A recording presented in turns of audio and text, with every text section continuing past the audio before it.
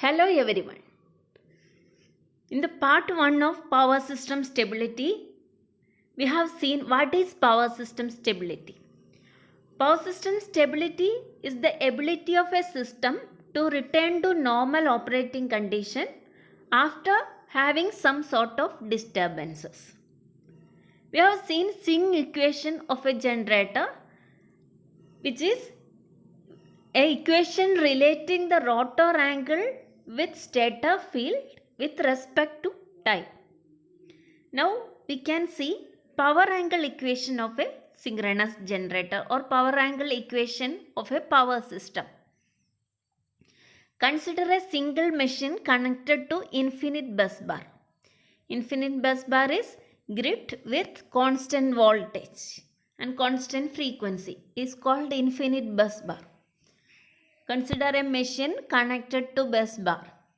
If Vs equal to V1 angle delta is the source voltage and Vr equal to V2 angle 0 is the receiving end voltage of the bus bar, then if X is the reactance, then we can find the current as Is equal to V1 angle delta minus V2 by Jx. We know that V1 angle delta can be written as V1 cos delta plus V1 sin delta. So Is become V1 cos delta minus V2 plus V1 sin delta by Jx. We know that the sending end real power and reactive power are given by P plus JQS equal to Vs Is conjugate. PS is active power, QS is reactive power. So, it is equal to Vs is V1 cos delta plus J sin delta and Is conjugate is V1 cos delta minus V2 minus J V1 sin delta by minus Jx. After applying conjugate, the J term become negative. Or PS plus JQS equal to V1 V2 sin delta plus J V1 square minus V1 V2 cos delta by X. It is obtained by simplifying the equation, and also we know that sin square delta plus cos square delta is 1. By substituting that, we will get this equation. From here we can equate the real part and reactive part. Real part will be equal to the real active power and reactive part of the equation will be equal to reactive power. So the real power PE equal to PS, the power supplied by the generator to the sending end, equal to PR. It will be same as the line is considered as a lossless line. The resistance is absent. So PS equal to PR equal to V1 V2 by X sin delta. The real part of the equation is V1 V2 by X sin delta. This equation is called power angle equation, which relates the active power output with the load angle delta, or it is equal to P max sin delta, where P max is V1 V2 by X. That is the maximum power that can be transmitted over the transmission line. And the torque angle delta is positive for the generator action and negative for the motor action. The graph shows the power variation with angle delta, and it is positive for the generator and negative for the motor. And from the graph we can see that when the rotor angle increases, the power should increase. Then only we can meet the load requirement. So, from the graph we can analyze that the power will be increased only up to angle 90, or the range of operation of the system will be 90 and plus 90 and minus 90. dP by d delta should be positive. The change in power with rotor angle should be positive in order to transmit the power without losing the stability. If we are considering a generator with source voltage E, then we can write it as EV by X sine delta, the same equation. Now we can see steady state stability. What is steady state stability? We have already discussed steady state stability is the ability of system to return to normal operating condition after having slow changes in load. The variation in rate of application of load is quite slow as compared with the natural frequency of oscillation of the system. Since the load changes is slow, we can use swing equation for analyzing the dynamics of the system, because since the rate of change is slow, the nonlinear swing equation can be considered as linear with slow changes. So consider the power angle equation P equal to EV by X sine delta or P max sine delta. Assume a small increment in power delta P in the electrical power with the input from the prime mover remaining fixed. With that, there will be a change in load angle delta delta. So, change in power generator delta P will be equal to dou P by dou delta, rate of change in power with respect to delta into delta delta. That is the load change in load angle. And we know that the swing equation is md square delta delta by dt square equal to Pm minus Pe. Now Pe becomes Pe0 plus delta P, a small change in generated power delta P. So initially Pm equal to Pe0. So Pm equal to P0 initially, P0. So m into d square delta by dt square equal to minus delta P. M into d square delta by dt square into dou P by dou delta 0 into delta equal to 0. We can substitute delta P as dou P by dou delta into delta as discussed here. We can write d by dt equal to P. We can represent d by dt as P. Then the equation become m P square plus dou P by dou delta into delta equal to 0. The system stability to small changes is determined by its characteristic equation. From this equation, we can write mp square plus dou P by dou delta equal to 0. When we are finding the solution for this equation, P equal to plus or minus root of dou P by dou delta by m from the equation. So we can say that this equation have two roots and it is root of minus dou P by dou delta by m. Root of minus will be imaginary number. So both the roots are imaginary, purely imaginary and conjugate. So the rotor motion is oscillatory and undamped at delta 0. When that occurs when dou P by dou delta is positive. If dou P by dou delta is positive, the roots are purely imaginary. If dou P by dou delta is negative, both negative will get cancelled and both roots are real. One positive and other negative. If the roots are real, we know that the system is unstable. So if dou P by dou delta is negative or that occurs when delta is greater than 90 degree, then the roots are real, one positive and other negative, and hence the system become unstable. And at delta equal to 90 degree, dou P by dou delta equal to 0 and the system is critically stable. The frequency of oscillation can be found out by roots of the characteristic equation. Here dou P by dou delta is known as synchronizing coefficient or It is also called stiffness, electrical stiffness of synchronous machine. So mainly three conclusions we will get. If dou P by dou delta equal to 0, system is oscillatory or critically stable. And dou P by dou delta is less than 0, the system is unstable. And dou P by dou delta is greater than 0, system is stable. So as we have already discussed, from 0 to 90, the system is stable. From the figure itself, we can say that power increases with delta only up to 90 degree. So up to that system is stable. After that the system is unstable.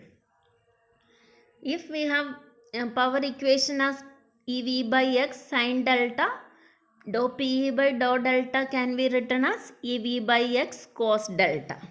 Or we can write here EV by X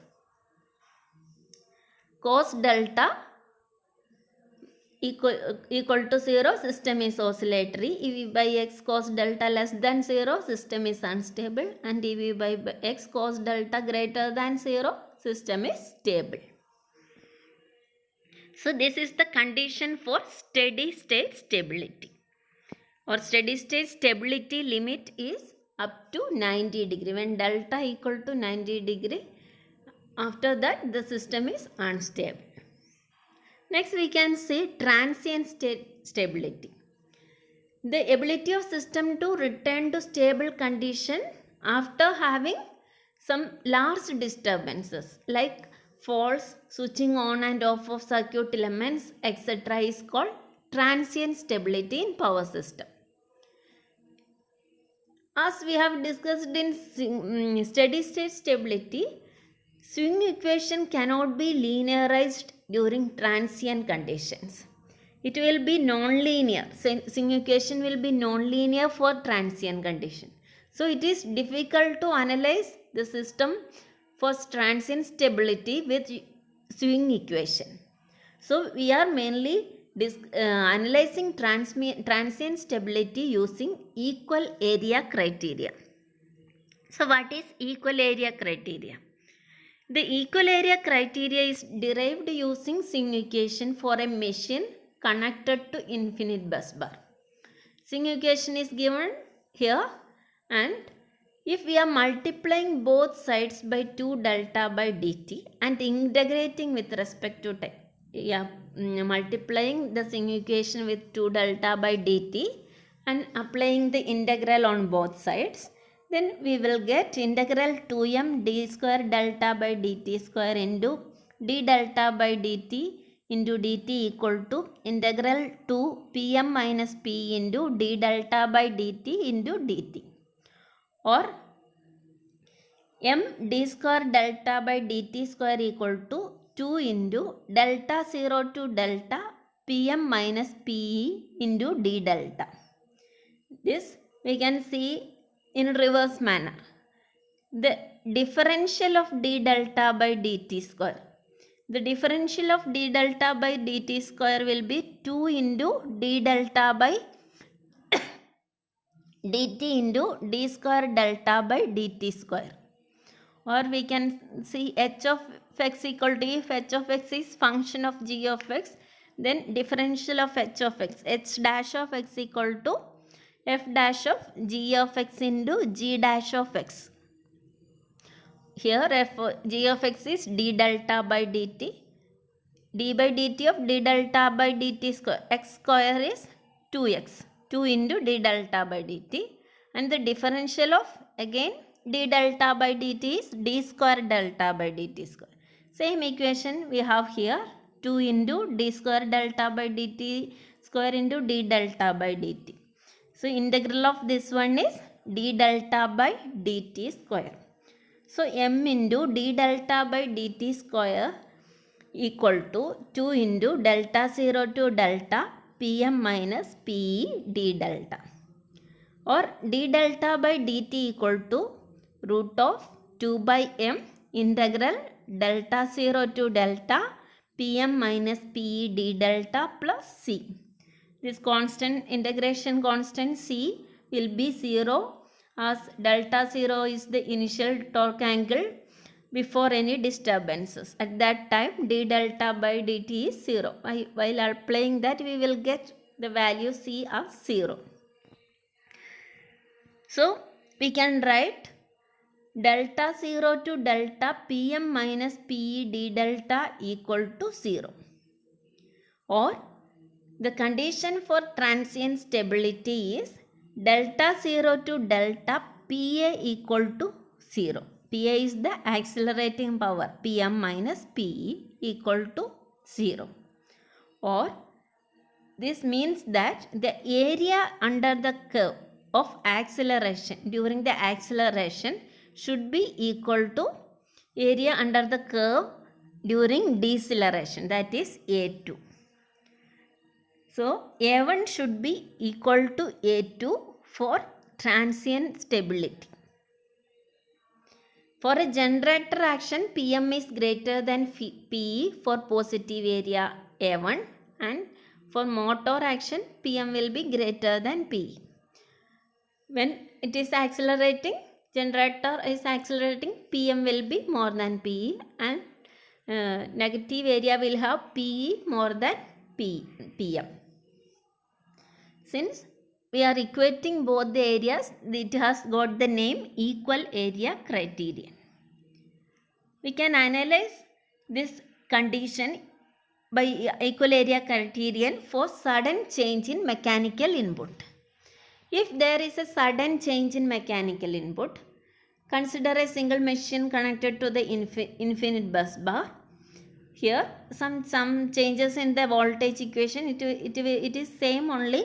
Xd dash plus Xc is the line reactance also considered.